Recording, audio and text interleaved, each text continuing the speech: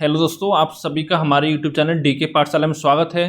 तो दोस्तों, जैसा कि आपने थंबनेल देख लिया होगा, दोस्तों इस वीडियो में बात करने वाले हैं आपका लेखपाल परसेंटाइल को लेकर, और साथ ही की शॉर्ट लिस्टिंग प्रक्रिया आपकी कब तक कंप्लीट कर दी जाएगी, ठीक है, और कितनी कट ऑफ जाने वाली है।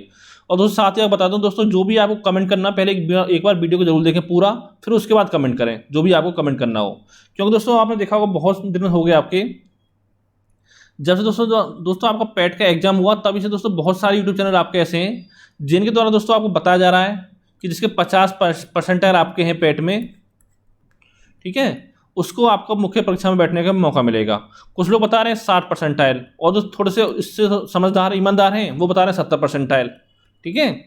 और दोस्तों और ज़्यादा ईमानदार वो बता रहे हैं कि आपका 7-8 लाख बच्चे लोग बैठेंगे मुख्य परीक्षा में। तो दोस्तों आपको बता दूं, ये लोग दोस्तों जो भी आपको बता रहे हैं कि 50%, 60%, 70% या 7 से 8 लाख, ये दोस्तों केवल आपको बेवकूफ़ बनाने का काम कर रहे हैं और कुछ नहीं कर रहे हैं। बेवकूफ़ क्यों बनाए दोस्तों? केवल अपना कोर्स बेचने के लिए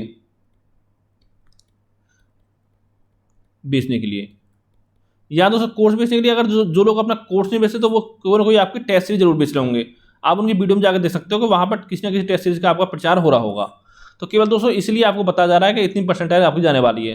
तो दोस्तों आप खुद सोचो कि अगर मान लो 50% पर 8-9 लाख बच्चे आपको बुला दिए जाएँ मुख्य परीक्षा में बैठने के लिए, तो आप ये बताओ कि पैट कराने का फ़ायदा इनका क्या हुआ, ठीक है।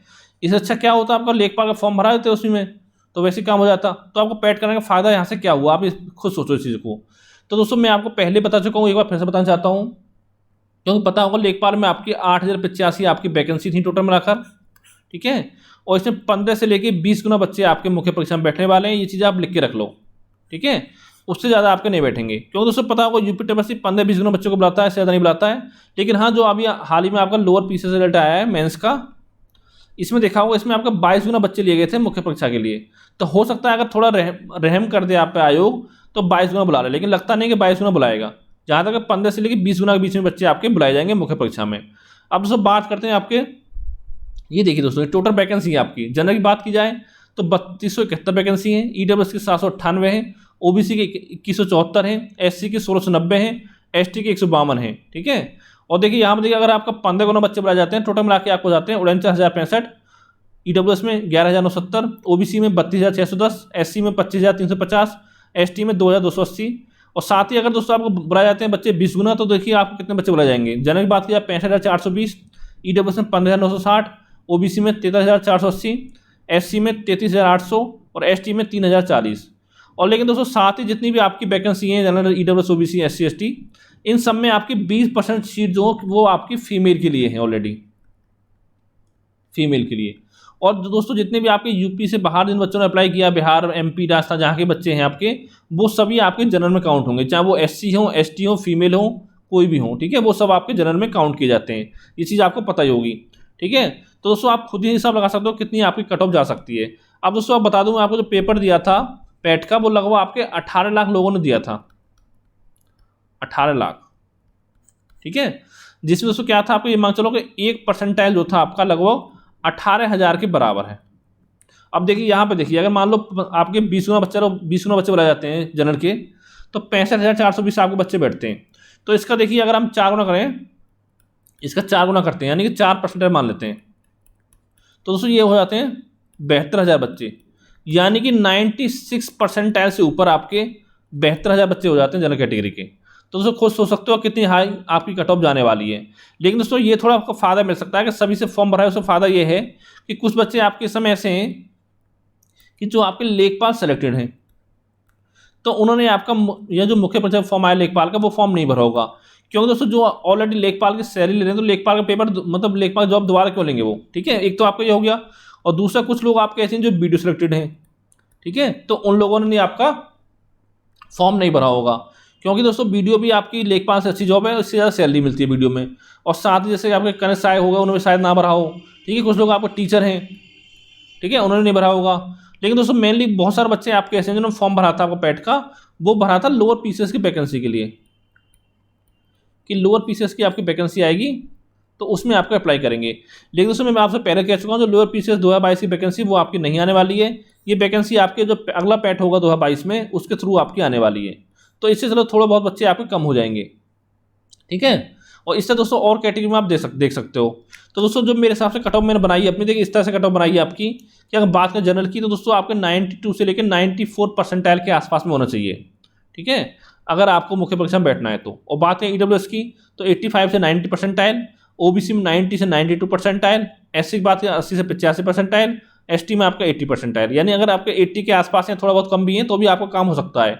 क्योंकि दोस्तों यूपी में एसटी की जनसंख्या तो बहुत कम है, आपकी पता ही होगा आपको, और साथ ही अगर जो बाहर के स्टेट के एसटी शामिल होंगे इसमें तो वो सारे आपके जनरल में काउंट किए जाएंगे।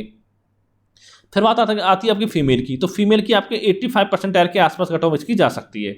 तो दोस्तों ये सारी कट ऑफ मैंने आपको बता दी है, इसी के आसपास में कट ऑफ रहने वाली है। अगर ज़्यादा दोस्तों अगर फर्क पड़ा तो एक आध परसेंटाइल का आपका फर्क पड़ सकता है, उससे ज़्यादा फर्क आपका नहीं पड़ेगा। अब लोग बोल रहे हैं कि 85, तो आप दोस्तों खुद हिसाब लगा लो कि जिस हिसाब से आपके 1 परसेंटाइल आपका 18,000 के बराबर है, तो 85 पर जनरल का कैसे आपका सिलेक्शन हो जाएगा, ये चीज़ आपको खुद समझनी चाहिए, ठीक है। तो दोस्तों मैं किसी आपको भ्रम में नहीं रखना चाहता हूँ, ना दोस्तों मुझे कोई टेस्ट सीरीज बेचनी है, ना कोई पेड कोर्स लॉन्च करना है कि जिससे मैं आपको गलत बताऊँ। अब देखिए आप दोस्तों खुद सोचो कि जिन लोगों ने आपको बताया है कि 50 परसेंटाइल पर आपका सिलेक्शन हो जाएगा, तो इसी चक्कर में बहुत लोगों ने आपका कोर्स जो है पेड कोर्स ले लिया है।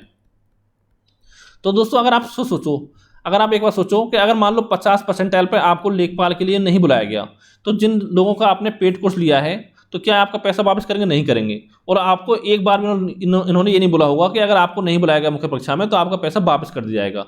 और इसी तरह दोस्तों इन लोगों ने किया था आपका एनटीपीसी में, आपने देखा होगा ऐसे जो आपका 40 परसेंटाइल पे आपका 40 रॉ मार्क्स पे आपका सिलेक्शन करा रहे थे, और आपने देखा हो कितनी आपकी कट ऑफ गई है। हम मानते हैं रिवाइज रिजल्ट आएगा, लेकिन फिर भी इतनी कम कट ऑफ आपकी नहीं जाने वाली है जितना इन लोगों ने बताया था। इनका क्या, इनका कोर्स अपने बेच दिया और यही काम इनको करना था, अपना कोर्स बेचना था। अब देखिए दोस्तों जैसे ही आपका शॉर्ट लिस्टिंग का मेथड आएगा तो इनकी कट ऑफ दोस्तों धीरे धीरे आपकी बढ़ने लगेगी। अब 50 बता रहे हैं, फिर 80 बताने लगेंगे, फिर 90 पे आ जाएंगे कि हम क्या कर सकते हैं इसमें, इतनी कट ऑफ चलेगी, ठीक है। तो इस तरह से दोस्तों उनका पेड कोर्स आपका बेचा जाता है, आपको बेवकूफ़ बनाया था और कुछ नहीं। अब दोस्तों बात करते हैं कि शॉर्ट लिस्ट का प्रक्रिया आपकी कब तक कंप्लीट होगी, शॉर्ट लिस्ट की। तो दोस्तों देखिए अब इसमें आपका समय लग सकता है। देखो ये मान चलिए आपका 10 अप्रैल के आसपास तक आपको शॉर्ट लिस्ट की पूरी प्रक्रिया आपको देखने को मिल सकती है कि कितने बच्चे आपके शॉर्ट लिस्ट किए गए हैं, ठीक है। वो सारा आपको 10 अप्रैल के आसपास में देखने को मिल जाएगा, ठीक है। हो सकता है उससे पहले मिल जाए, लेकिन ज़्यादा लेट आपका नहीं होगा। अब दोस्तों सवाल उठता है कि एग्जाम कब होगा। तो देखिए दोस्तों एग्जाम डेट के बारे में देखिए अब अभी अगर देखा जाए तो आपका यूपी आयोग को ही नहीं पता अच्छे से, क्योंकि आपको याद है 14 मार्च को बच्चे गए हुए थे आपके आयोग में।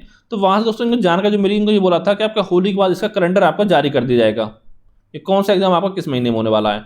और साथ ही दोस्तों इनके द्वारा पहले ये बोला गया था, वैसे दोस्तों किसी भी चीज़ का अपनी किसी चीज़ का पालन नहीं करते हैं यूपी वाले, कि उन्होंने ये बोला गया था इनके द्वारा कि पहले जो पुराने आपके एग्जाम पेंडिंग हैं, पुराने एग्जाम पहले हम उनको कराएंगे। जैसे जो आपके 2016 के हो गए, 2018 के हो गए, वीडियो भर्ती है, उसके बाद आपका नया एग्जाम कराए जाएंगे।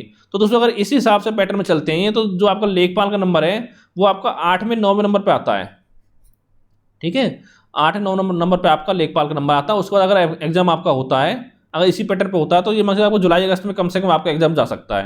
लेकिन दोस्तों मैं आपसे इतना कहना चाहूँगा कि इन लोगों को कोई भरोसा नहीं है कि कब आपका एग्जाम करा लें। कभी कभी दोस्तों लगता है कि बहुत फास्ट काम करेगा यूपी, और कभी एकदम आपका ठप पड़ जाता है 5-6 महीने के लिए। तो दोस्तों जो भी आपके हैं लेखपाल की तैयारी कर रहे हो तो अपनी तैयारी है उसको कंप्लीट रखें आप, चाहे आपका एग्जाम कभी भी हो, ठीक है। क्योंकि जितना आपको समय मिलेगा रिवीजन के लिए उतना आपके लिए अच्छा होगा। लेकिन इतना दोस्तों कन्फर्म है जब भी आपका एग्जाम होगा तो एग्जाम से आपको 1 महीने पहले आपको सूचना दे दी जाएगी कि आपका एग्जाम कब होने वाला है। और साथ ही दोस्तों कम से कम आपका लेखपाल और वीडियो एग्जाम की बात की जाए तो कम से कम आपको 15 दिन का इसमें दोनों में गैप देखने को मिलेगा, ठीक है। तो इसलिए अपनी तैयारी अच्छे से करते रहें। और दोस्तों कोई और आपका सवाल हो तो नीचे कमेंट करके आप पूछ सकते हो। तो थैंक यू फॉर वॉचिंग।